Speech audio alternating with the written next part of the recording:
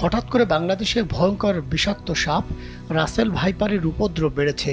যে সাপ কামড় দিলে মৃত্যু অনিবার্য। এই সাপে কামড়ালে কি করা যাবে আর কি করা যাবে না সে বিষয়ে বিস্তারিত পরামর্শ দিয়েছেন চিকিৎসকরা।